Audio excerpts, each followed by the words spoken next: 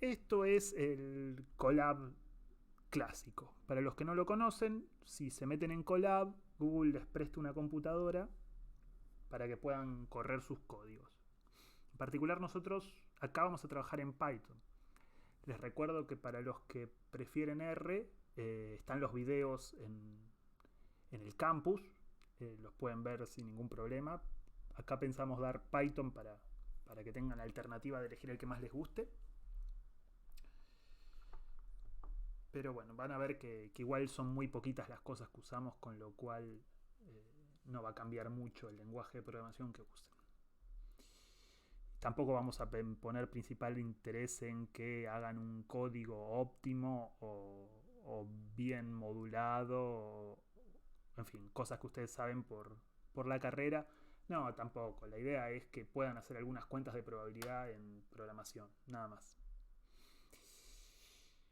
Bueno, como les decía, esto es Colab. Ustedes con su cuenta Google o con su cuenta Fuba van a tener acceso a una computadora, cosa que el que no tiene una buena computadora, bueno, lo puede correr por acá, no pasa nada.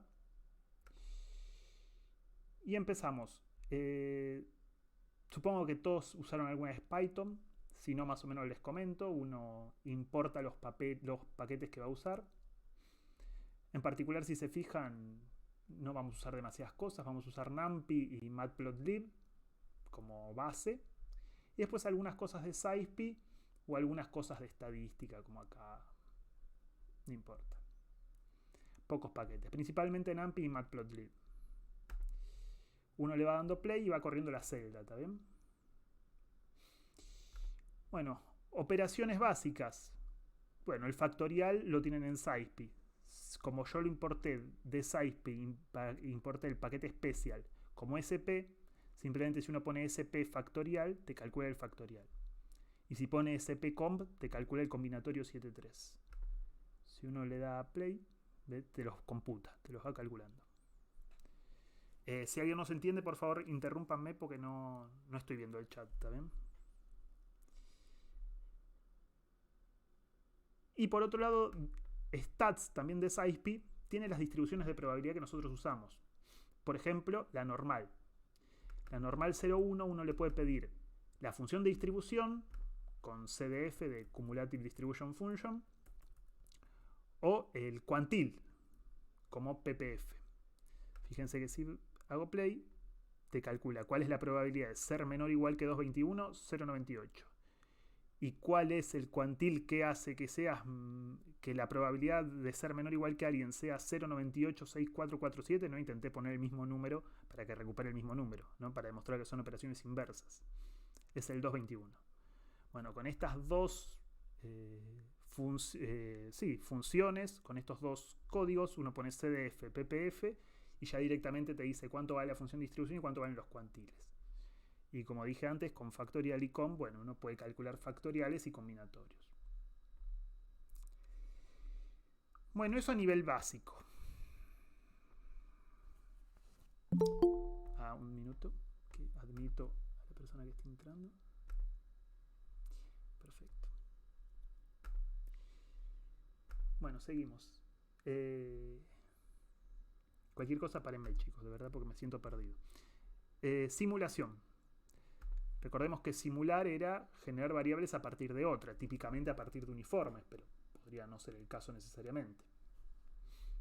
Por ejemplo, si uno tiene x exponenciales y quiere generar, mejor dicho, x exponenciales a partir de uniformes, bueno, uno lo que hacía es, si esta es la función de distribución, calcular la inversa generalizada, ¿no? Es decir, a todo esto llamalo u y despejá. Fíjate que la e pasa para allá, la u para acá, te queda 1 menos u, logaritmo miembro a miembro, logaritmo de 1 menos u, con el menos de acá adelante te queda 1 sobre el logaritmo de 1 menos u, y bueno, nada. Esta es la función que uno tiene que aplicar. ¿Para qué era esto? Porque si después uno evalúa esta función en la uniforme 0,1, justamente vamos a generar muestras exponenciales 1. Entonces, uno de los casos que vamos a simular, valga la redundancia, es este. Como me voy a querer comparar con la verdadera distribución, voy a cargar la distribución exponencial, que es expon, para compararme, digamos. Fíjense que el parámetro que pide Python, o SciPy mejor dicho, es 1 sobre el lambda, no el lambda, pero bueno, no importa. Al ser la exponencial 1 es lo mismo.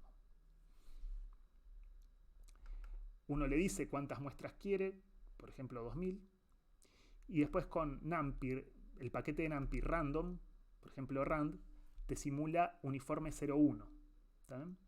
Entonces si uno le pone esto, lo que le estoy diciendo es generame 2000 muestras uniforme 0,1. Bueno, listo. Y con esos números, ¿cómo obtengo muestras exponenciales? Porque vos acá me estás diciendo cómo generar muestras uniformes. Yo quiero muestras exponenciales. Bueno, implementate la función que calculaste. Bueno, acá puse menos logaritmo, pero es lo mismo, ¿no? Si uno acá puede decir que esto es igual a menos logaritmo natural de 1 menos 1. Ahí está. No, es lo mismo. Poner 1 sobre o el menos adelante es lo mismo.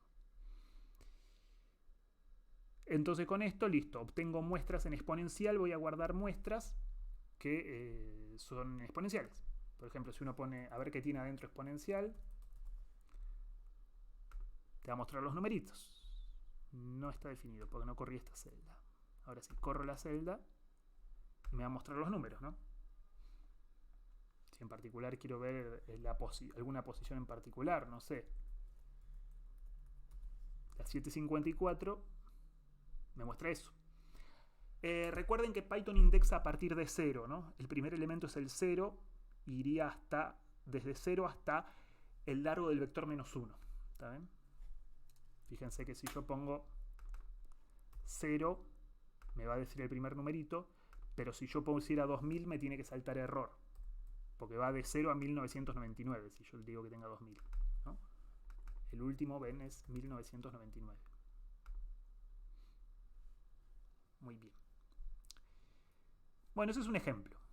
El otro ejemplo que vamos a usar es el ya reconocido por todos ejercicio de la guía 2, ¿no? Que era una mixta, que tenía dos átomos, uno en menos 2, otro en 2, y una zona de incremento lineal entre menos 1 y 1. Y nada, esto va a ser otra de las funciones a simular, ¿no? A partir de uniforme 0,1, ¿cómo generamos esto? Bueno, uno ve que lo no trivial de invertir acá es la recta del medio. La recta del medio, yo acá digo que tiene ecuación x más 3 sobre 6.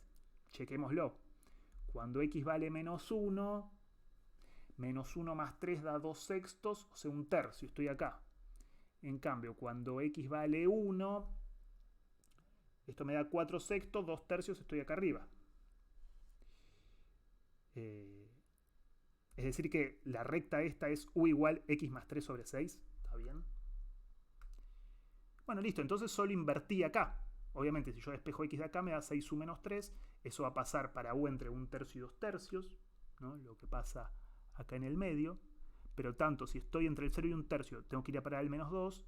Como también, si estoy entre el 2 tercios y el 1, tengo que ir a parar al 2. Entonces, bueno, eso es lo que expresé acá con esto, ¿no? Esto en teoría no es nada nuevo, lo nuevo es cómo hacerlo en computadora, digamos. Entonces vamos, le digo que quiero 10.000 muestras, le digo que me genere las 10.000 uniformes 0,1 y después veo esta cuenta, ¿no? 6u menos 3. Voy a hacer 6u menos 3 y la voy a llamar mixta a los puntos de esta distribución. Si hago 6u menos 3 es porque estoy pensando que estoy en la de un medio. Entonces después me falta pisarle los valores que o bien sean menor o igual que un tercio, que a ellos les asigno el menos 2, o bien sean mayores que 2 tercios, a ellos les asigno el 2. Fíjense este tipo de indexación. Este tipo de indexación toma un argumento booleano, ¿no? Uno hace una comparación. En Python, si uno hace una comparación, esperen que les muestro, te devuelve un booleano, ¿no? Por ejemplo, 3 mayor que 2, me devuelve que sí, true. En cambio, si pongo 3 mayor que 25, me debe devolver que no, false. Bueno, cuando uno indexa con vectores de booleanos, como acá, ¿no? Si pongo un vector, por ejemplo, 2, 1, 3 y pongo mayor que 1.5. Cuando comparo un vector contra un escalar, obviamente me hace la comparación elemento a elemento. El 2 es mayor que el 1,5, el 1 no, y el 3 sí. Entonces, bueno, eso es lo que trato de hacer acá con esto. Le estoy diciendo que todos los números que son menores o iguales a un tercio, pises el resultado que calculaste antes y le asignes menos 2. ¿No? Porque entre 0 y un tercio tiene que haber menos 2. Y lo mismo abajo de todo. Si le estoy diciendo que los mayores que 2 tercios, no importa lo que habías calculado, pisalo y ponele 2. Y entonces los que no pisé quedaron con esta recta definida acá como 6 su menos 3. ¿Está bien? Fíjense que Disculpa, uno... Matías, Sí, una pregunta. sí, Hay números aleatorios, la, la variable. sí. Con NP Random Run, ¿generás una uniforme donde, Uniforme digamos, 0,1, sí. se te genera un array donde cada posición del array es un X de esa variable aleatoria? Claro, un uniforme 0,1 e independientes entre ellos, sí. Y, digamos, se asigna un número de probabilidad. ¿A qué te referís con asignar un número de probabilidad? Claro, o sea, se te genera. Disculpa. Sí, sí. Se te genera un array de números, ¿no? Con Ujú. ese NP Random Sí, Run. vamos a ver. Y esos números indican una probabilidad. No, no, indican muestras del uniforme. Vamos a hacer un ejemplo. Vamos a pedirle que me haga 3 muestras. Te da 3 números entre 0 y 1, elegidos al azar. 0.13, 0.23, 0.85. Si yo lo corro de nuevo, como son random, debería cambiar. Cambió. Si lo corro de nuevo, debería cambiar. Cambió. Son números uniformes 0,1, pero muestras. Valores sorteados al azar ahí adentro. El objetivo de esto es que yo no quería números uniformes. Yo tengo una máquina que me genera números uniformes, que es este NumPy Random Run, pero yo quiero muestras con esta distribución. Por eso los tengo que transformar de alguna manera. Y la función que los transforma es la inversa generalizada. ¿Se entendió más o menos? Sí, sí. Bueno, nada. Es lo mismo que venían haciendo en papel, solo que las funciones para hacerlo lo van a hacer a partir de NumPy Random Run. Y bueno, y este tema de la indexación de Python, pero entiendo que eso ya lo deben conocer. Histogramas. Bueno, el primero de los temas que tenían que leer por su cuenta. La función de histograma es básicamente cuando yo quiero modelar una variable aleatoria que no conozco su distribución, la quiero modelar como una variable continua. Pero como no conozco la distribución, a partir de observar muestras, yo tengo que proponer, digamos, o estimar cuál es la función de densidad de esa variable. Eso es lo que se conoce como función histograma. Por ejemplo, acá le estoy diciendo, voy a hacer un histograma cuyos valores de interés van entre 0, 0,2, 0,4, 0,6, 0,8, 1,2, 1, perdón, 2, 4, 10, ¿no? Unos valores extremos, es un requisito del histograma. Y después fíjense lo que hago acá. Le digo que me barra. De la distribución, recordemos que distribución era el... ¿Dónde definí distribución? Acá, la exponencial 1. ¿Está bien? Recordemos eso, la distribución era la exponencial 1. Vamos a aclararlo acá arriba.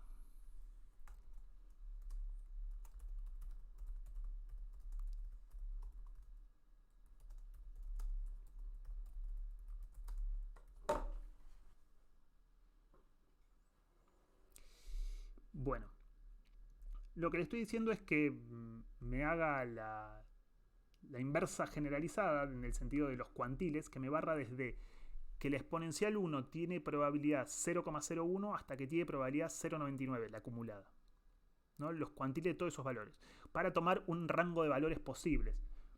Uno, como es la exponencial, podría decir arranca en 0, ¿no? La exponencial uno sabe que va de 0 a infinito. Entiende uno por qué hasta infinito no puede ir, porque no terminaría más, ¿no? Uno tiene que parar en algún momento. Mi criterio de parar fue cuando acumulé 99% de la probabilidad. Pero para hacerlo más genérico, suponete que uno no sabe dónde arranca la variable, bueno, arrancar desde un cuantil chiquitito como el 0,01 puede ser razonable. ¿Está bien? Entonces, dejo afuera los límites por las dudas que alguno de los dos vaya para infinito y eso me complique. Y ahora voy a usar la instrucción plt hist, que justamente va a ser histogramas. Le voy a pasar mis muestras exponenciales. Le voy a decir cuáles son los extremos, ¿no? Que es un requisito del histograma. Le voy a decir que me esté graficando una densidad. Y bueno, lo voy a llamar histograma. ¿Está bien? Por otro lado, para compararme, voy a hacer un plot de la PDF, de la densidad de la exponencial, ¿no? Ya que la barrí, bueno, graficate la densidad en esos X y llama la densidad. ¿Para qué? Para ver si realmente el histograma es una buena aproximación de la función densidad, que es lo que busca hacer. Bueno, Legend lo que hace es ponerle nombre a las curvas, ¿no? Una la va a llamar histograma, la otra densidad, y Show me lo muestra. Fíjense lo que vemos. Bueno, lo azul, ¿no? El histograma se supone que la densidad es constante de atramos. De alguna manera se parece a lo naranja, ¿no? Si uno es bueno con el ojo, bueno, más o menos sí. Fíjense que el valor de los extremos es donde está definida la constante de atramos. De 0 a 0,2 es constante, de 0,2 a 0,4 es constante, de 0,4 a 0,6 es constante, de 0,6 a 0,8 es constante, de 8 a 1 es constante, de 1 a 2, fíjense, este ya es más largo, es constante, de 2 a 4 es constante, y de 4 a 10, bueno, fue constante, pero no observó ninguna muestra. La función hist de matplotlib tiene dos maneras de usarla. La primera es como hicimos nosotros, pasándole los extremos. Y la segunda es simplemente asumir que los extremos son equidistantes y decirle la cantidad. Si uno pone un solo número, matplotlib entiende que le estás diciendo la cantidad de bins y te grafica 30 escaloncitos. Es el intervalo que desde la muestra más chiquita que ve hasta la muestra más grande que ve, lo divide en 30 y hace 30 escaloncitos del mismo ancho. Después, obviamente, la altura tiene que ver con cuántas caen ahí. ¿Está bien? Les recomiendo repasar histograma, que asumimos que lo leyeron por su cuenta. Pero básicamente... Yo no entiendo. Sí. No entiendo por qué si vos le decís 30 bins, te grafica 30 con una altura específica para cada uno, si hay... ¿Cuántos hay? ¿10? No, muestras había 2000. Ah, cierto. ¿No? Sí. ¿Cuántas caen ahí? Muestras creo que eran 2000. Sí, 2000. Toma como... Claro, sí. Justo de esas 30, bueno, muchas cayeron en el primer bin, por eso es tan alta, digamos. ¿Y toma promedios para cada bin? Claro, o sea, después normaliza para que esto integre 1, pero básicamente esta barrita, la altura de esta barrita es representativa de la cantidad de muestras que cayeron ahí. ¿No? Por ejemplo, si fueran 3 muestras y una sola me cae ahí, la altura sería 1/3. Mati, sí. Por ahí, hola, ¿cómo estás? Por ahí podés probar poniendo el density false para que vean cómo quedaría. Ok, buena idea. Si pongo density false, lo que te dice es la cantidad. ¿No? Hubo 400 que llegaron acá, un poco menos. Ahí te habla de cantidades, pero bueno, para graficar el histograma realmente es un tema de escala nada más, ¿no? Lo que te muestre es lo mismo. Uno debería poner density true. Bueno, buenísimo. Así se usa la función hist. Vamos a aplicarlo a un caso un poco más copado, al de la mixta. Acá ya directamente le digo cuántos bins tengo y le digo modelala como continua. Ustedes saben que la variable no era continua, era mixta. Y yo estoy usando un método que la modela como continua. Y bueno, no importa, porque si yo no sé cómo se distribuye, no puedo saber si es continua, discreta o mixta. Es un criterio, digamos. Bueno, yo la grafico y me da esto. Bueno, está bien que sea constante en el intervalo -1 y 1 y que tenía 2 átomos en el 2 y -2. Obviamente esto lo hace creer que es una densidad, entonces no lo grafica como átomos, sino que le da cierto ancho. Pero uno mirando el gráfico puede deducir que, mira, ahí seguro había un átomo porque está la probabilidad muy concentrada en un valor muy chico. Supongamos que uno quisiera saber responder esta pregunta: ¿cuál es la probabilidad de los átomos? ¿No? Porque, ok, yo mirando esto a ojo, ¿cuál es la probabilidad de caer en un átomo? Bueno, lo que habría que ver es cuál es el área que encierra esa probabilidad. Si estoy poniendo 30 bins entre el intervalo menos 2, 2, ¿qué ancho tiene cada intervalo?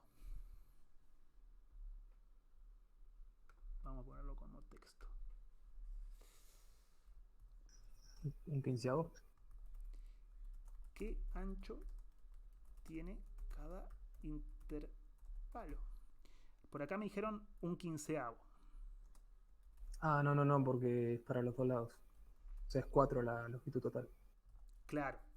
La longitud es 4. Si en 4 entran... Si de 30 tienen ancho 4, si 30 bin juntos tienen ancho 4, 1 tiene ancho 4 dividido 30, ¿no? Regla de 3.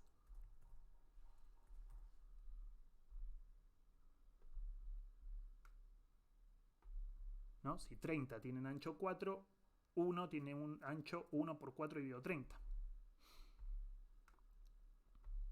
¿Qué ancho tiene cada intervalo? 4,5. Y altura, 4/30, perdón. Y altura 2,5. Entonces básicamente uno dice que la prueba de los átomos es igual a 4/30, que es el ancho, por más o menos 2,5, que es el alto. Y me da un tercio. Y o casualidad, si vamos a la función, los saltitos eran los átomos tenían probabilidad un tercio, ¿no? Los saltos tenían altura un tercio. O sea que, si bien, bueno, esta zona no se ve tan uniforme como debería, se ve un poquito rugosa, bueno, los átomos claramente los estima bien, ¿no? Buenísimo. Disculpa, Matías. Sí. Sin ánimo de retardar más, yo falté la clase pasada y lo de la inversa, por ejemplo, no sé si lo dieron. Yo como que sé más o menos qué es, pero no sé cómo funciona. Resumiendo así en pocas palabras, ¿cómo funcionaría? ¿Cómo te transforma los datos? Sí, eso igual es antes de histograma, es acá. La inversa generalizada, justamente hay un teorema que dice, si vos agarrás la uniforme 0,1 y la evaluás en la inversa generalizada de una función de distribución, te transforma los datos para que tengan la distribución a la que le calculaste la inversa. En este caso, por ejemplo, el del exponencial, que es bien sencillito, como yo estoy, digamos, despejé la u de acá, de la ecuación de arriba, por eso me dio esto de acá. Si yo evalúo esa función en el uniforme 0,1, me va a generar muestras exponencial 1. Eso es un teorema, digamos.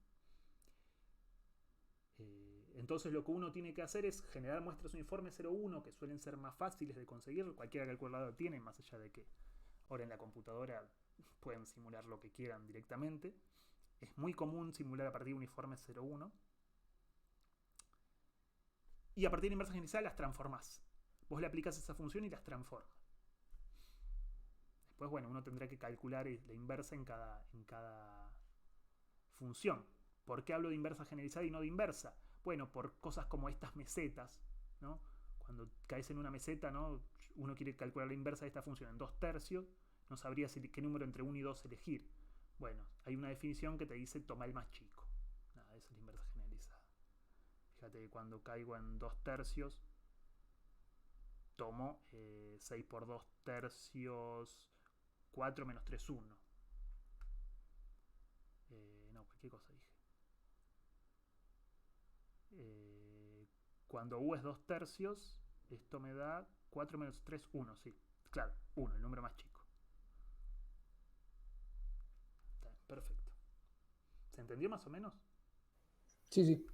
Bueno, sigamos. Así como el histograma piensa a la variable como una continua, la función de distribución empírica piensa a la variable como si fuera discreta. Bueno, acá quería mostrar cómo se definen funciones en Python. Entiendo que ya lo deben saber. Básicamente me hice mi propia empírica, que dependiendo de lo que yo le pido, quiero que me pueda devolver o la función de distribución empírica o la función de probabilidad empírica, ¿no? que tenga la posibilidad de devolverme cualquiera de los dos, la que le pido. Que me la grafique con tantos puntos de resolución como yo quiero. Y nada, y que use una constante distinta de 0 para que las cosas no exploten. Pero nada relevante. Lo que importa es que vos le vas a entrar con datos y le vas a pedir qué querés que te devuelva y te lo tiene que devolver. Para eso uso la función numpyUnique, que básicamente lo que hace es ordenarme el vector, sacarle los repetidos e indicarme, por un lado, cuáles son los valores únicos, digamos, de ahí el nombre, y cuántas veces apareció cada uno. Entonces de esta manera me van a aparecer en unique, voy a tener todos los números que puede tener X, que van a ser mis candidatos a átomos, porque si estoy modelando la variable aleatoria como discreta, bueno, voy a considerar átomos a los números que vi. Los que no vi voy a considerar que no son átomos. Y en counts, cuántas veces aparece cada uno. Y entonces, si le pido que me devuelva la función de distribución, básicamente lo que hago es, hacer un barrido de 5000 puntos que vaya desde el número más chico menos un poquito, ¿no? Menos un poquito, hasta el número más grande más un poquito. Esto de indexar con menos 1 lo que hace es decirme, toma el último vector, el último elemento del vector. ¿Está bien? Cuando uno ponía 0 toma el primero, cuando pone menos 1 no hace falta que me pregunte cuánto mide el vector, ya sabe que es el último. Entonces básicamente le estoy diciendo, bueno, anda desde un poquito antes de la muestra más chica hasta un poquito después de la muestra más grande. Y dame 5000 puntos en el medio. Bueno, en X lo que hace va a tener un vector de largo 5000 que va desde un poquito antes de la primera muestra hasta un poquito después de la última. Y en Y, digamos los números empíricos de Y, por ahora lo defino en 0. Y ahora, por cada punto, voy a sumar. Por un lado, contar cuántos tengo que cumplen la condición esa. Cuántos que unique sea menor o igual que el valor de X. ¿Por qué menor o igual? Porque quiero una función de distribución. ¿Está bien? Me fijo cuántas había de cada uno de que cumple esta condición y los sumo. Y los divido por la cantidad total para que me dé justamente una probabilidad. Y así lo hago para cada muestra y va a ir acumulando. Va a ir acumulando, va a ir acumulando, va a ir acumulando. ¿No? Porque este emp X quedó ordenada de menor a mayor, entonces cada vez va a ser más grande. Y así va armando el vector simple. Profe, Sí. ¿esto cuenta igual para casos de discreta o no? De distribución discreta, porque es una sumatoria. Claro, vos cuando haces la empírica estás pensando a la variable que querés estudiar como discreta. Después si realmente era discreta, era continua mixta, bueno, no sé, no importa. Pero yo... O sea, eso. Si tengo una continua, o sea que tendría que hacer la integral. No, vos igual contarías, porque vos lo único que tenés son muestras. Independientemente de que la función sea continua, yo te voy a dar una tira de números. Claro, perfecto. Gracias. Buena pregunta. Pero también le puedo decir que en vez de la función de distribución me devuelva la función de probabilidad. Eso sería directamente devolverme quiénes son los candidatos a átomos y cuál es la probabilidad de cada átomo. Así, contalo dividido la cantidad. Ese es más fácil. Y bueno, y si no te pongo de argumento de qué devuelvo ni CDF ni PMF, salta error. Con esto uno hace que salte un error y uno le pone acá la leyenda que quiere. Yo acá puse que te diga me estás pasando cualquiera y te va a dar eso. Después cuando le pones return, lo que hace es que te devuelve. Entonces los argumentos de entrada son los que defino acá al principio de la función y los elementos de salida son los que devuelvo con esto de acá. Bueno, a ustedes les van a quedar seguramente funciones más lindas, pero esto funcionará. Funciona. Bueno, de nuevo, voy a decir que me barra la distribución desde un cuantil chiquito hasta un cuantil grande. De nuevo, como voy a usar muestras exponenciales, podría arrancar desde 0, que no cambiaría nada. Pero para ser general, digamos, para evitar que pueda ir infinito, bueno, uno por las dudas saca el principio. Voy a pedir un exponencial 1, 10.000 tiradas, genero los números, los transformo, como hice antes.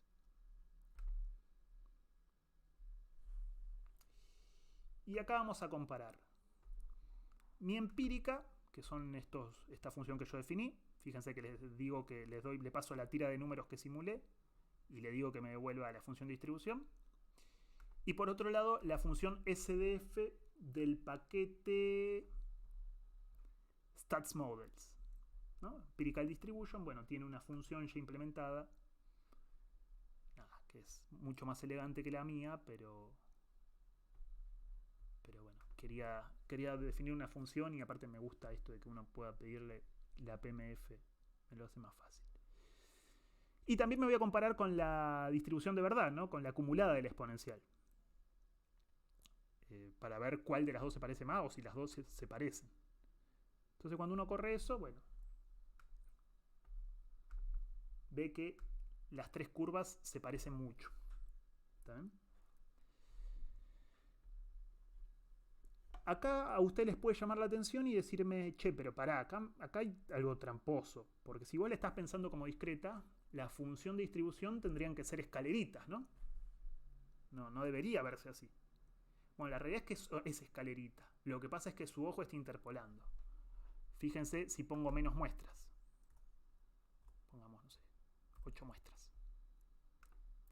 Si lo hago con 8 muestras, ahí se va a ver mucho más la escalerita. Fíjense, la naranja hace la escalerita que yo quiero. La naranja es la mía, la que hice yo. Y esto acá clavaría en 1. Y la azul, que es la de StatsModels, los une con recta para interpolar un poco más fino, pero lo mismo. Ustedes sepan que en realidad lo que quiere representar es la naranja, lo único que te pasa los puntos porque solo te devuelve los puntos. Digamos, esto que hago yo de barrer 5000 valores no lo hace. Directamente te dice, bueno, es hasta acá, es constante hasta acá, interpretá la voz. Bueno, yo acá para que se vea más gráfico lo puse como dice la teoría. Y bueno, sí, si tengo pocos puntos se parece poco, pero sí, veo que sí son escaleritas, efectivamente. Bueno, vamos a darle 2000.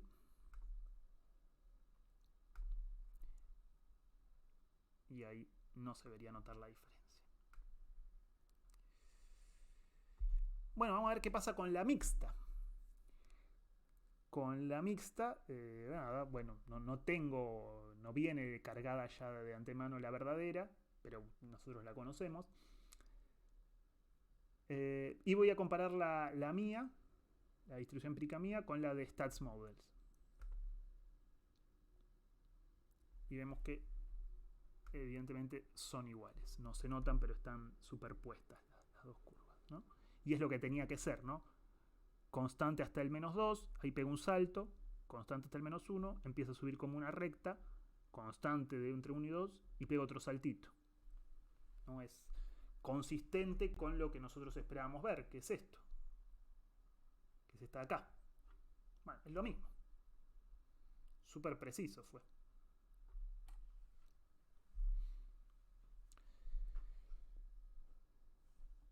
Bueno, eso por parte de distribución empírica e histograma. Básicamente son métodos para estimar la distribución, una pensándola como variable discreta, otra pensándola como variable continua, cada una con sus características que deberán leer en el apunte correspondiente. No, en un examen obviamente les pueden pedir que hagan una empírica o un histograma con poquitos puntos en papel. Ahí para eso ustedes necesitan entender cómo se hace esto. Bueno, ¿cómo graficar funciones de probabilidad? Bueno, tomemos un ejemplo.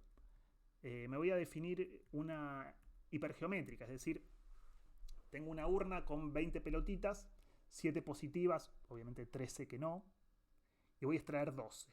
¿Y cuántas de las que llamé positivas salieron en esa muestra de 12?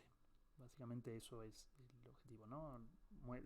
Muestreo sin reposición, hipergeométrica. Uno cuando le dice stats hipergeom, bueno, le pasa los datos estos que yo definí. Fíjense que yo acá al ponerlo como vector igual vector, lo que hace es cargarme en el n mayúscula 20, en el d 7 y en el n minúscula 12. Tiene esa habilidad de mapearlo solo. Y después, bueno, voy a definirme los átomos, ¿no? ¿Dónde va a ir la variable? Si se fijan en su tablita de distribución, van a ver que la hipergeométrica va desde el máximo entre 0 y d más n menos n hasta el mínimo de nd más 1. ¿No? Es el más 1, bueno, tiene que ver con el largo, ¿no? Pero son los valores que dicen en la tabla, ¿no? Parece rebuscado, pero es así. Entonces, listo, en FDP uno carga la función de probabilidad verdadera y me genero 1000 muestras. Con esto, con RBS, cuando uno una distribución le hace RBS, bueno, directamente te genera muestras. Es la manera de no sé si era de SciSpi. ¿De quién era esta función? Distribution era de Stats. Sí, de SciSpi. El Stats de SciSpi es. Bueno, volvamos. Con esta función, SciSpi te da muestras ya de la hipergeométrica. No hace falta que la simule. Pongo RBS y ya te la genera. Estoy pidiendo 1000 muestras de esta hipergeométrica y voy a querer graficar la empírica, ¿no? Le voy a pedir ahora la función de probabilidad y nada. Eso. Digamos, ahí no estoy haciendo la simulación yo, sino que lo está haciendo SciSpi por mí. ¿Está bien? Bueno, y el comando para graficar discretas es stem. Uno le dice stem y le va a decir cómo quiere que graficar las puntas, ¿no? ¿Se acuerdan que son palotes la función de probabilidad cuando uno lo grafica? Bueno, uno le dice, haceme pelotitas rojas, por eso la 0, para la función de probabilidad, y haceme pelotitas azules para la empírica. La B es de azul, el circulito de pelotita. Y si uno le da, va a ver lo que tiene que ver, ¿no? La función de probabilidad, que se ve eso. Este comando que tiene en el medio, el stem, es para que no me grafique una recta abajo que queda fea. A mí no me gusta, pero no pasa nada si no lo hacen. Y uno podría poner que el palito tenga un color y la pelotita otro, pero no tiene mucho sentido, qué sé yo. Si se fijan, me estima bastante bien, ¿no? Las probabilidades. Acá la empírica está dando bastante bien, acá está dando bastante bien, acá está dando bastante bien, acá más o menos. Acá, bueno, acá es perfecto, acá se puede separar un poco, acá se separa un poco, bueno. En fin, más o menos bien. Y así es como se grafican funciones de probabilidad. Bueno, buenísimo. ¿Hasta acá se entendió? Bueno, para hacer otro ejemplo de esto de la función de probabilidad y de paso practicar un poquito más simulación, se me ocurrió este ejemplo en donde generamos muestras de una binomial a partir de muestras que nos dan de una normal. Entonces, la primera quizás complicación que uno puede ver acá es que, bueno, una normal es una continua y una binomial es discreta, es como que hace ruido, no podemos hacer pasar un número, o sea, como con una función lineal. Entonces, lo que vamos a tener que hacer es separar como en buckets o en intervalos las muestras de la normal y dependiendo en qué bucket entra o en qué intervalo entra, yo genero un número de mi binomial. Entonces, yo acá uso de nuevo la librería de stats, voy a hacer un poquito más de zoom para que se vea mejor, para generar una binomial, y acá le paso parámetros, para hacer un ejemplo, paso parámetro n igual a 3 y p igual a 0,5. Entonces, esto es como si yo tirara una moneda 3 veces y veo cuántas caras salen. Entonces, ¿cuántas pueden salir? Pueden salir 0, 1, 2 o 3. Ese es mi soporte. Entonces, nada, creo acá la variable binomial. Y si yo corro esto... tengo que primero correr todas las anteriores.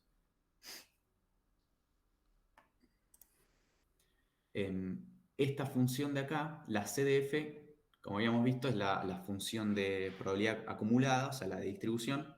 Entonces, si yo le pongo el 0, 1, 2 y 3, me va a ir mostrando la probabilidad de que la binomial sea menor o igual a 0, menor o igual a 1, así con todos. Nada, si lo ven, la probabilidad de que sea menor o igual a 0, que va a ser la probabilidad de que sea 0 es 0,125, después 0,5, 0,875 y 1. Después, bueno, genero la normal, y acá les muestro lo de los cuantiles, ya lo había mostrado Mati. Y nada, esto, 1,28 representa el número tal que mi normal tenga probabilidad 0,9 de ser menor o igual a este número. Esto, por cierto, esto si yo no le paso ningún parámetro al norm, me genera una normal estándar, o sea, una normal 0,1. Así que nada, por las dudas. Entonces nada, el PPF nos genera los cuantiles. Por cierto, si tienen alguna pregunta, abran el micrófono porque tampoco estoy viendo el chat. Nada, entonces después lo que hago es, bueno, que nosotros queríamos generar muestras de la binomial a través de las muestras de la normal. Entonces primero voy a tomar una muestra, unas muestras de la normal, y lo que hago es definir muestras normal, le pongo normal.rbs, que es, lo que había mostrado Mati, que es Random Variable Sample, que me genera un sample de tamaño 100 de esta distribución. Y después lo que hago acá abajo es, bueno, es la simulación, ¿no? Creo un vector o una lista muestras binomial, lo inicializo vacío, y después lo que digo es lo siguiente. Por cada muestra en mi vector, por cierto, voy a correr esto para que vean la pinta que tiene. Esto me genera un array, una lista de 100 números. Estos 100 números son las muestras de la normal. Entonces lo que digo, por cada muestra en mi vector de muestras de la normal, lo que hago es lo siguiente. Si la muestra vale menos o igual que lo que vale el cuantil, a ver, ¿cómo puedo explicar esto? Nosotros teníamos que binomial CDF0, o sea, la probabilidad de que la binomial sea menor o igual a 0 es 0,125, ¿no? Entonces lo que voy a hacer es, bueno, voy a agarrar el intervalo de la normal, de más a la izquierda, o sea, todos los números más chicos que puede tomar la normal, y voy a tomar un intervalo que tenga probabilidad de ocurrir 0,125. Entonces, si yo estoy en ese intervalo, que tiene probabilidad 0,125, voy a decir que mi binomial toma un valor 0. Entonces, van a ver que va a tener la misma probabilidad. O sea, la probabilidad de generar una binomial y que me dé 0 es 0,125, y la probabilidad de que mi normal valga menos que su cuantil 0,125, por definición también va a ser 0,125. Entonces, como tienen la misma probabilidad, yo puedo hacer ese, o sea, utilizarlos para generar las muestras de la binomial. ¿Se entiende? Y eso con todo, digamos. Entonces yo digo, bueno, estaría bueno acá tener un gráfico de la normal para mostrarle lo que estaría pasando, pero es como que yo voy a agarrar la campana de Gauss de la normal y lo voy a partir en 4 partes, ¿no? Una parte que va a estar más a la izquierda, 2 partes en el medio y una parte a la derecha. Si yo caigo en la parte de la izquierda, que va a tener un área de 0,125, entonces mi binomial toma el valor 0. Si yo caigo en la segunda parte, y lo importante es que el área de esa segunda parte tenga área, va a tener que tener área, bueno, la diferencia entre 0,5 y 0,125. O sea, el área de la segunda parte tiene que ser igual a la probabilidad de que la binomial tome un 1. Si ocurre eso, entonces mi binomial toma el valor 1. Y después hago lo mismo con el 2 y con el 3. No sé, por ahí me enredé un poco, no sé si se entendió. Cualquier cosa pregunten. Yo estoy tratando de entenderlo, pero lo que vos ahí estás añadiendo con el append es 0, 1, 2 y 3 que representan los éxitos, o sea, los valores de soporte. ¿Puede ser? Sí, o sea, esto sería el valor de la binomial que yo quiero generar. ¿Por qué 0, 1, 2 y 3? Porque sí, ese es el soporte de la binomial.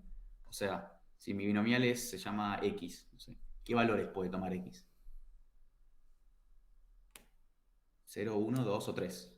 Entonces, dependiendo de lo que valga mi normal, yo voy a decir que mi binomial vale 0, 1, 2 o 3.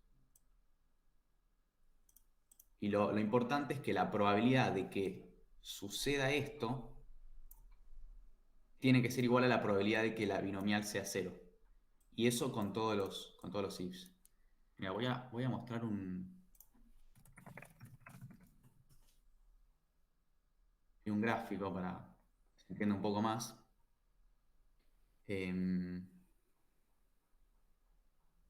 Por ejemplo, más o menos, al menos cualitativamente. Digamos, yo voy generando muestras de la normal. ¿Se puede hacer zoom? Y digamos que el área de esta colita de la izquierda es 0,125. Y el área de la colita de la derecha también es 0,125.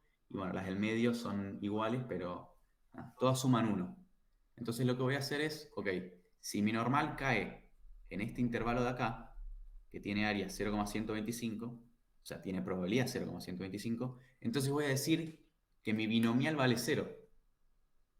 Porque la probabilidad de que mi binomial valga 0 es 0,125. Entonces, ahí tiene la misma probabilidad. Y voy a hacer lo mismo con todo lo demás.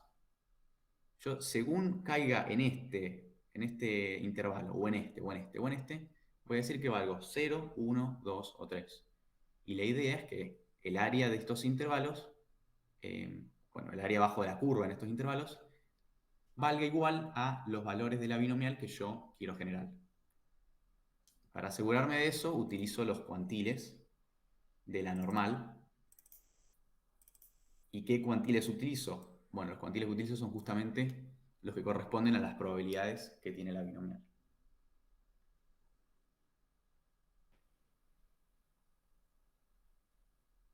Entonces, Sí. no sé si se entendió.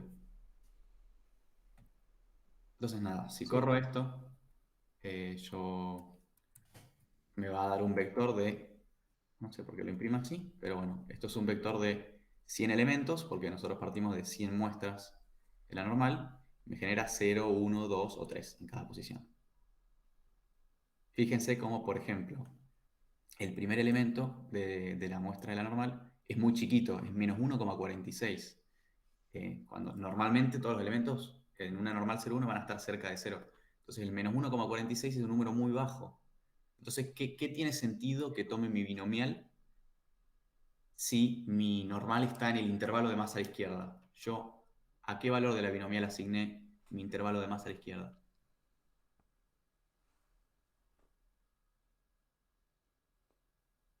A 0. Al 0. Entonces fíjense cómo acá hay un 0. Y si se fijan en, por ejemplo, este de acá es un valor muy grande, 1,65, va a estar bien a la derecha. Mi intervalo de la derecha, yo lo definí como que lo puse de modo tal que me genere una muestra, un número 3 en la binomial. Entonces, acá tenemos un 3. Así que, nada, eso. Y después lo que voy a hacer es graficar tanto la función empírica, las observaciones que yo tuve, con la función de probabilidad teórica que tiene la binomial. Entonces lo que hago es, bueno, X va a ser mi soporte, digamos, 0, 1, 2, 3, y después, digamos, calculo la función de probabilidad teórica en cada uno de estos valores. Para eso utilizo el método PMF que te da stats, y lo que digo es, bueno, por cada numerito en mi soporte, yo voy a escribir lo que vale la función de probabilidad en ese numerito. Esto también lo podría hacer perfectamente utilizando, no lo voy a hacer, pero la función de mi empírica que había definido Mati se puede usar para hacer esto perfectamente. Así que nada, yo no lo usé porque esto lo había puesto más arriba antes y no estaba definida, pero es lo mismo.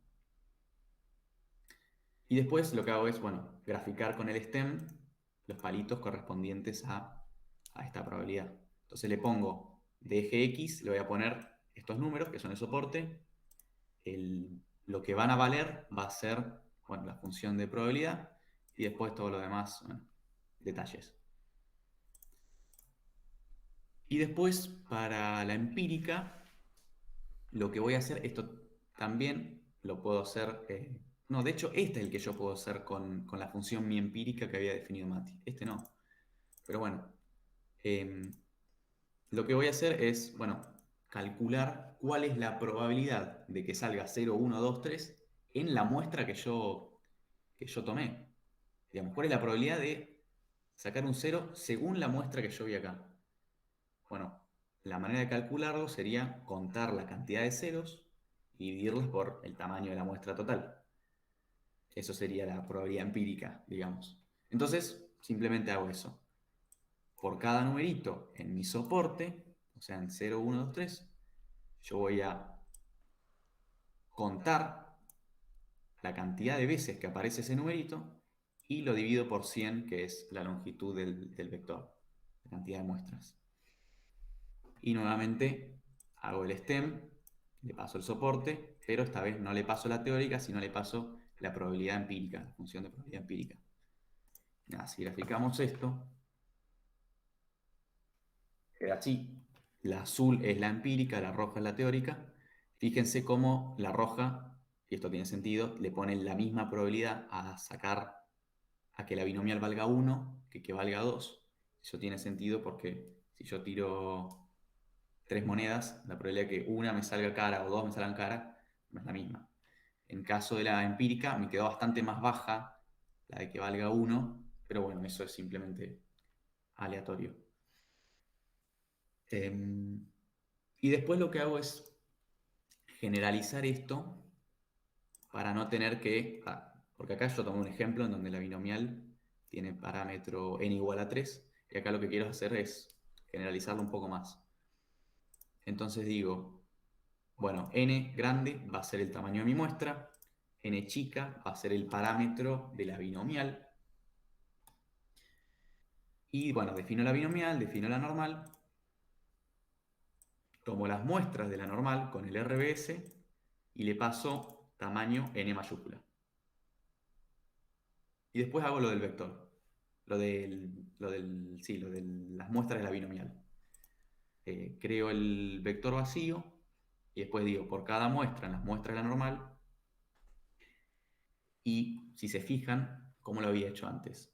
Yo tenía un if y un elif por cada número que puede tomar la binomial, ¿no? Tengo acá un if y es, bueno, si es menor o igual a la probabilidad del 0 y después con la del 1 y la del 2 y la del 3. Ahora, yo no voy a hacer un if eterno, o sea, un montón de ifs, entonces lo que hago es un for y meter los ifs acá adentro. Y digo, bueno, por cada i en range n+1, range n+1 me va a generar un vector que va desde 0 hasta n. Entonces, 0, 1, 2, 3, 4, así. En este caso hasta 5. Y lo que digo es, bueno, si la muestra es menor o igual al cuantil de la normal, que corresponde a la función de distribución de la binomial en este i, entonces yo digo que mi binomial vale i. Esto es lo mismo que hice antes, solo que acá está un poquito más críptico porque estoy usando i en vez de los números. Y después break. Le pongo el break porque como acá no pongo el if, esto me va a seguir entrando al if. Y si, por ejemplo, no sé, una muestra vale menos 2 de la normal y cumple que vale menos que el primer cuantil que yo evalúo. Entonces, cuando yo entre de vuelta al if, si era menor al primer cuantil, sí o sí va a ser menor al segundo, y va a ser menor al tercero, y va a ser menor al cuarto. Entonces me va a entrar siempre a este if. Entonces yo lo que hago es que, bueno, la primera vez que entra este if, ya hago un break. Eso es porque, bueno, yo escribí if y no escribí el if. Bueno, no pude escribir el if. Pero esto hace lo mismo. Así que nada, esto es lo que genera las muestras de la normal y me las pasa a las muestras de la binomial. Va a tardar un poco porque, bueno, son 10.000.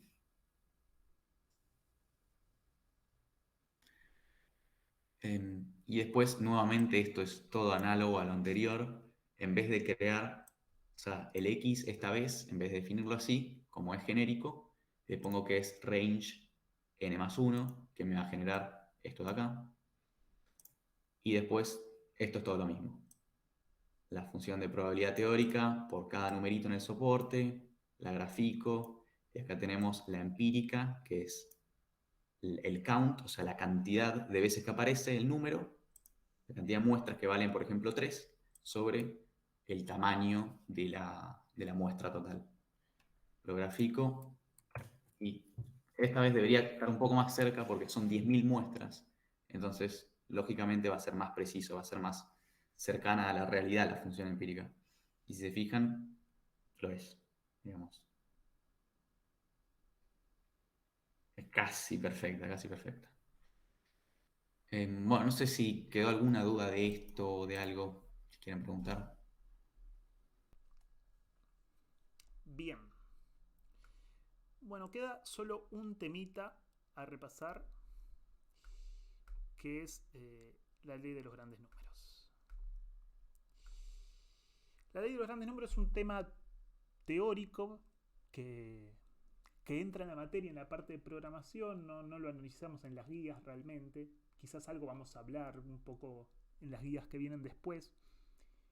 Pero básicamente es un resultado que dice que toda muestra aleatoria ID con valor esperado, no sé, algo que sea finito y varianza algo que sea finito, cumple que el promedio de la variable tiende a la esperanza en error cuadrático medio. Es decir, que tiene sentido aproximar a esperanzas con promedios cuando uno tiene muchas muestras. Básicamente es la justificación de por qué cuando uno quiere calcular una esperanza a partir de una muestra, promedia. Bueno, la realidad es que el promedio converge en error cuadrático medio a la esperanza. Y como estamos hablando de convergencia, eso es para n tendiendo a infinito, bueno, con un n grande, con una cantidad de muestras grandes, uno va a poder realizar esa aproximación. ¿Por qué decimos que tiende en error cuadrático medio?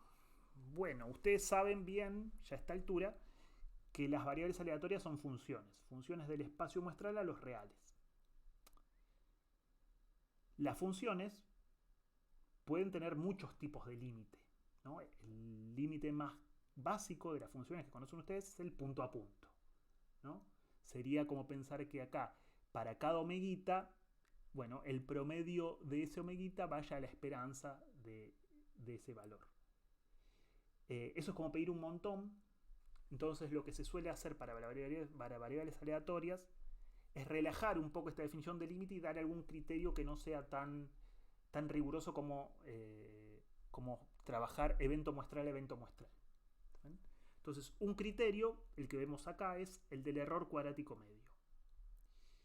¿Qué quiere decir? Bueno, que el error que uno comete de aproximar el promedio a la esperanza al cuadrado porque es cuadrático y de eso tomás la esperanza porque es medio, error cuadrático medio. Bueno, que esto de acá es lo que finalmente va para 0 cuando n tiende a infinita, porque si esto va para 0 es que el promedio era buen aproximador de la esperanza. Bueno, pero esta cuenta ya la habían visto con Manuel la última clase. Si uno ve la frecuencia relativa, es decir, el promedio, y le intenta calcular sus momentos, ¿qué pasa? Bueno, cuando intenta calcular la esperanza del promedio, el 1 sobre n sale afuera, suma de esperanzas es esperanza de la suma, tengo n veces la misma esperanza porque son idénticamente distribuidos, y entonces me doy cuenta que el promedio tiene la misma esperanza que la variable. En cambio, si eso lo hago con la varianza, bueno, el n sale al cuadrado, suma de varianzas es varianza de la suma cuando estamos hablando de variables independientes, y después tengo términos quedando n veces la varianza sobre el n cuadrado abajo, solo sobrevive un n. Entonces, el promedio tiene valor esperado igual a las variables, pero la varianza va cayendo con la cantidad de muestras, ¿no? Entonces fíjense lo que pasa con el error cuadrático medio. Bueno, Si esta esperanza de acá es también, además de ser la esperanza de cada X, es la esperanza del promedio, como lo vemos acá, bueno, esto de acá es una varianza, porque la varianza, ¿se acuerdan que era la esperanza de X menos su media al cuadrado? Bueno, esto acá es una varianza, es la varianza del promedio. Entonces el error cuadrático medio coincide con la varianza del promedio y eso ya lo calculamos, vimos que vale varianza de x1 sobre n. Si esa varianza es finita, cuando uno hace tender en infinita, claramente eso va para 0. Entonces así uno demuestra que el promedio tiende al valor esperado en error cuadrático medio. ¿Está bien? ¿Se entendió? Si no se entiende, háblenme porque no estoy viendo el chat. ¿Está bien? De paso pasan los gatitos por ahí arriba. Bueno.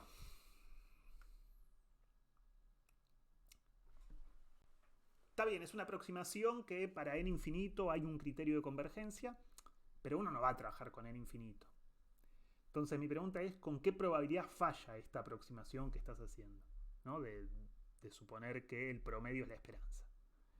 Bueno, Chebyshev nos da una idea, ¿no? ¿Se acuerdan de la desigualdad de Chebyshev que vimos en la última clase? La probabilidad de que esto se desvíe de la esperanza x1 en más de un epsilon, bueno, eso es menor o igual que 1 sobre epsilon al cuadrado por la varianza de esto acá, ¿no? Porque es algo menos su media, módulo, mayor que alguien, eso es Chebyshev.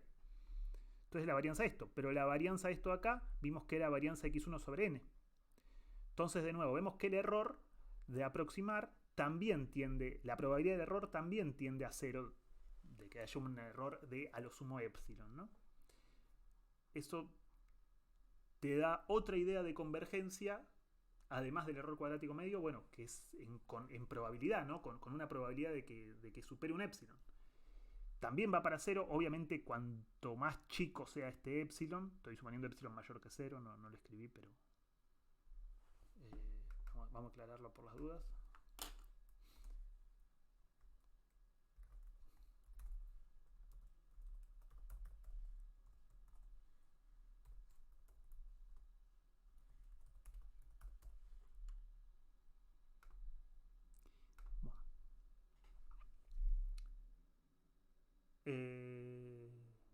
Fíjense que cuanto más chico es este epsilon, bueno, esto va a tender a ser más grande y va a costar más llevarlo a 0, ¿no? Cuanto uno más laxo sea con el error, bueno, esto va a ir a 0 más rápido y el error va a ser mucho más despreciable.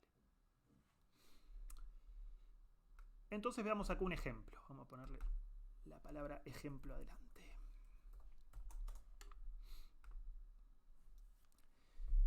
¿Cuántas veces hay que lanzar un dado equilibrado para que, con probabilidad mayor o igual que 0,95, la frecuencia relativa con que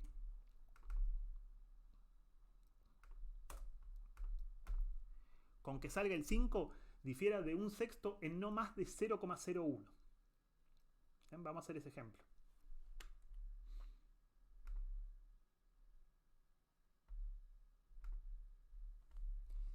Bueno, por un lado me defino una variable que valga 1 si el iésimo tiro vale 5 o 0 si no, muchas de esas. Digamos que n, suponiendo que tiro n veces el dado. Vemos que esas xy son Bernoulli, ¿no? Porque son 1 o 0. Y la esperanza de la Bernoulli es p y la varianza es p por 1 menos p. Buenísimo. Quiero lograr que el promedio difiera de la esperanza en menos que 0,01, con probabilidad mayor o igual que 0,95. Es decir, que ser mayor que 0,01 tiene que ser menor o igual que 0,05, ¿no? Porque estoy restando uno miembro a miembro y pasando las cosas sumando para el otro lado. ¿Ven? Uno menos de los dos lados, si quieren. Y entonces, vía Chebyshev, lo que yo puedo asegurar es que este desvío de acá tenga probabilidad menor o igual que este epsilon al cuadrado por la varianza, y esa varianza se puede escribir así, entonces esto valdría en total 5036avos de n. Y si esto yo a su vez quiero que sea menor o igual que 0,05, la condición pedida necesitaría un n de 27.778. ¿No? Pueden hacer el despeje con una calculadora o ni siquiera una calculadora. Podremos hacer la cuenta en Python, ya que estamos acá, ¿no? Digamos que esto es 0.0, no, al revés, 50.000 dividido 36 dividido 0.05. Bueno, tiene que ser mayor o igual que esto de acá, como n tiene que tomar enteros, tiene que ser mayor o igual que 27.778. Bueno, buenísimo. Eso es lo que me asegura Chebyshev, aunque ya hablamos con Manu la vez pasada, que esto es ser muy conservador, probablemente necesite muchas menos n. Lo que pasa es que Chebyshev no está usando la información que nosotros sí sabemos, que las variables son Bernoulli, por ejemplo. Asume que son cualquier cosa. Entonces es como muy fuerte eso. Bueno, vamos a hacer la cuenta exacta con la compu, porque a mano esto no se puede, es muy largo, pero con la compu sí podemos darnos ese lujo. Entonces me voy a definir la esperanza de cada x, 1/6, ¿no? Es lo que había puesto allá. El epsilon, 0,01. Bueno, la probabilidad que quiero calcular, que sea mayor o igual que 0,95, arranquémosla en 0. Obviamente esto lo voy a ir variando a medida que entre en el loop, ¿no? Y bueno, un n que cuente en qué paso estoy, que arranque en 0, ¿no? Un índice. Entonces yo digo, mientras p sea menor que 0,95, ¿no? Porque yo, recuerden que lo que quiero lograr es que la desviación del promedio respecto de su media sea menor o igual que 0,01 con probabilidad mayor o igual que 0,95. Entonces voy a parar de iterar cuando esa probabilidad supere el 0,95. Pero mientras no lo haga, bueno, súmale 1 a n, ¿no? Básicamente acá estoy diciendo incrementar el índice. Definite una binomial de cantidad de muestras n y probabilidad de esperanza de x. ¿Por qué una binomial? Bueno, porque hay un resultado que creo que todavía no conocen, pero ya es bueno que los presentemos, que es que suma de Bernoulli es binomial, ¿no? Pueden pensarlo como un cuentito. Si yo tengo muchas variables que pueden valer 5 o no 5 y que valen 1 o no, si yo sumo esas variables, en definitiva me voy a estar preguntando por cuántas salieron del 5, ¿no? Y cantidad de éxitos en n intentos es una binomial. Entonces tiene sentido que la binomial sea suma de Bernoulli. Con lo cual yo la sumatoria esta x y la voy a expresar a partir de una binomial de cantidad n y probabilidad, bueno, la esperanza que tenga que tener. El rango, los átomos que puede valer la binomial va entre 0 y n, ¿no? Eso lo hacen con 0n más 1, ¿no? Porque así es Python. Le dicen en qué número arrancan y la cantidad de números que quieren. No, miento, acá no. Acá diciéndole 0n más 1 va a ir de 0 a n. Claro, está bien. Va a ir de 0 a n. Uno le dice la cantidad que quiere y dónde arranca. Bueno, ¿cuáles voy a contar? Las que el valor absoluto del rango, digamos, el valor de la binomial dividido n, que sería esto de acá, la suma dividido n, sea menor que x, y que todo eso me dé menor o igual que 0,01. Si se cumple eso, yo lo voy a pensar como un caso positivo, ¿no? Que va en favor de la probabilidad que quiero calcular. Si no, no. Y entonces simplemente los que cumplieron eso, voy a agarrar la probabilidad que tienen esos átomos y voy a sumar toda esa probabilidad. Y a medida que yo aumente n, voy a ir tomando más binomiales, más binomiales, más binomiales. Esto se debería acercar más porque, bueno, como todo lo que vimos arriba explica por qué cuando n es grande esto se acerca más a la verdad. Y bueno, con cada n uno tendría que acercarse más y va a llegar un momento que vamos a lograr esa probabilidad, porque podríamos lograr una probabilidad tan alta como quisiéramos, porque recuerden que el error cae como 1 sobre n, ¿no? Es esto acá, ¿no? Si uno lo hace lo suficientemente chico, voy a superar ese 0,05 que quiero, una vez que uno empieza a aumentar mucho n. Y nada.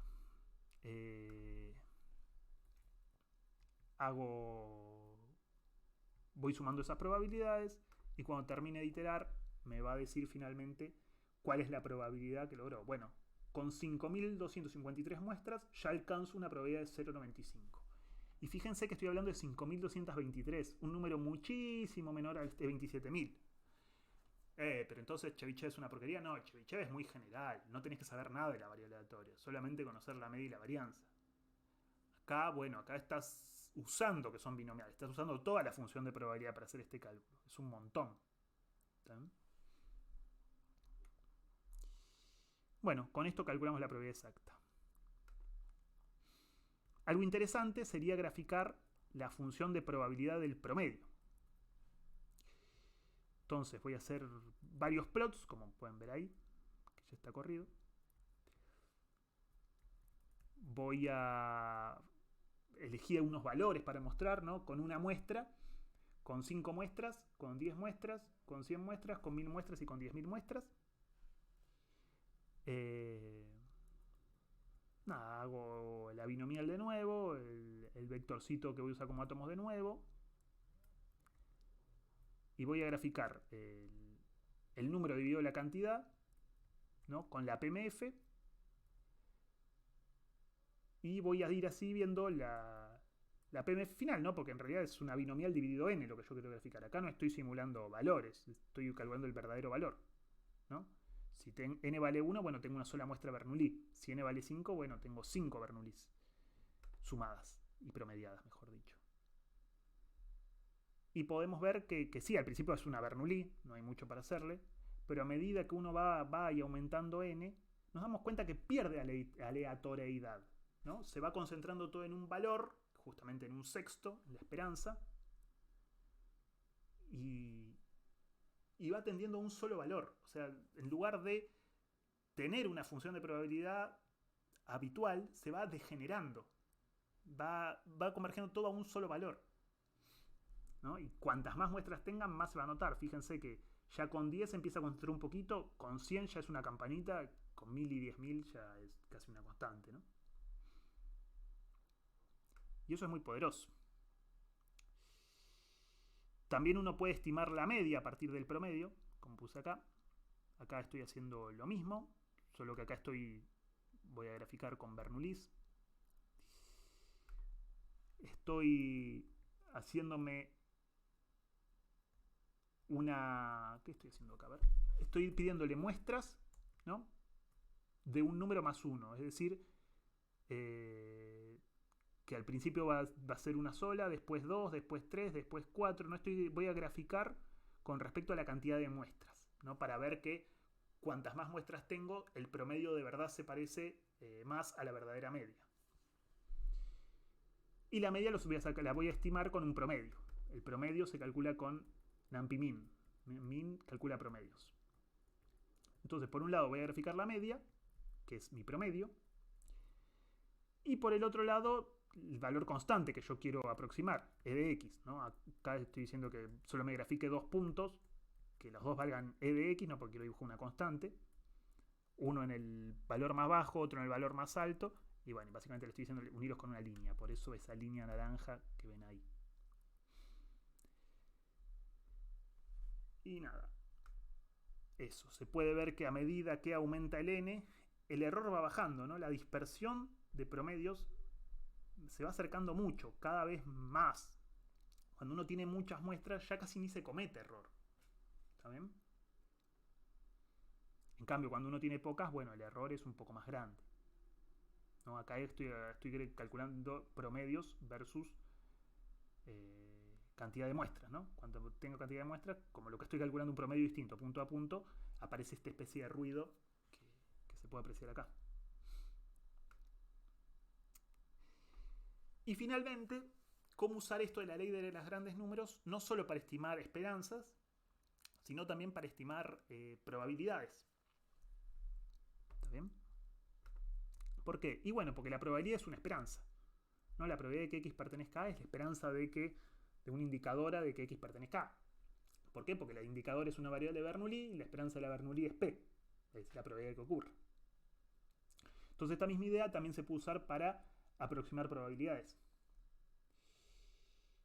Y entonces supongamos que queremos estimar, por medio de sacar muestras, a esta probabilidad, a que el promedio de 5.253 muestras menos esperanza x1 sea menor o igual que 0,01. ¿Por qué elijo esas 5.253 muestras? Bueno, porque es el ejemplo de acá, ¿no? Es lo que me dio que necesitaba para que haya 0.95. Bueno, igual, nada, para saber cuánto tiene que dar. Me debería dar algo parecido a este 0.95, 0.268, bla, bla, bla. Si hago bien las cosas. Bueno, buenísimo. A ver, ¿qué es lo que hago acá? Le digo cuántas muestras voy a usar. Le digo que me calcule, que me guarde en memoria la binomial, es decir, la suma de Bernoulli. Voy a hacer una cantidad de experimentos que lo voy a indexar de forma exponencial, ¿no? Para ir incrementando la cantidad de muestras, la cantidad de repeticiones en que hago el experimento muchas veces, ¿no? Porque no se confundan. Yo voy a estar simulando algo que actúa sobre la suma de 5.253 variables de Bernoulli. Pero además de eso, yo tengo que repetir el experimento muchas veces para que ese promedio se acerque a la esperanza. A la verdadera, bueno, la esperanza sí, que en este caso es una probabilidad, el verdadero valor. ¿No? Es como que voy a tener dos sumatorias. Una que va a ir hasta 5.253, que simplemente suma variables. Y la otra es cuántas veces tengo que repetir el experimento para estimar la probabilidad. Y eso lo voy a indexar, bueno, al principio va a ser 10 a la 0 con una muestra, después 10 a la 1 con 10 muestras, 10 a la 2 con 100 muestras, 1000 muestras, 10.000 muestras, 100.000 muestras. ¿Se entiende? Entonces simplemente nada, voy a definir la prueba con cada largo, ¿no? De estos que estoy definiendo para ver cómo son las estimaciones. Con enumerate lo que haces es decirle que no solo que te vaya poniendo los valores de repeticiones, ¿no? Que next vaya tomando los valores de repeticiones, sino que index te vaya diciendo en qué posición estamos. En el primer ítem va a valer 0, después 1, después 2, después 3. Entonces básicamente lo que hago es simular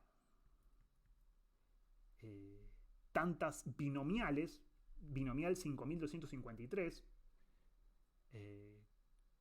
como repeticiones necesito para aproximar esta probabilidad. Y después la probabilidad es simplemente el valor absoluto de esa binomial dividido n, que eso es el promedio, menos la esperanza, y que eso sea menor o igual que 0,01, ¿no? Básicamente estoy definiendo un indicador acá. Con esta sentencia booleana, ¿no? Con esta comparación, yo estoy definiendo un indicador. Y voy a hacerle la media a eso, ¿no? Los true los considera 1, los false los considera 0, y hace el promedio. Y bueno,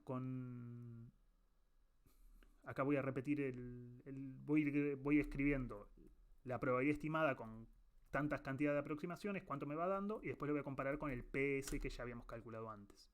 Y a ver qué da. Fíjense, con una repetición, bueno, me dio 1 la probabilidad, cualquiera. Con 10 también me dio 1. No salió bien. Con 100, bueno, ahí ya va tomando un gustito, ¿no? Recordemos que la verdadera probabilidad es 0.9502. Bueno, acá ya se va acercando. Con 1000, se acerca un montón. Con 10.000, y se acerca bastante más. Con 100.000, bueno, ya estoy re cerca, ¿no?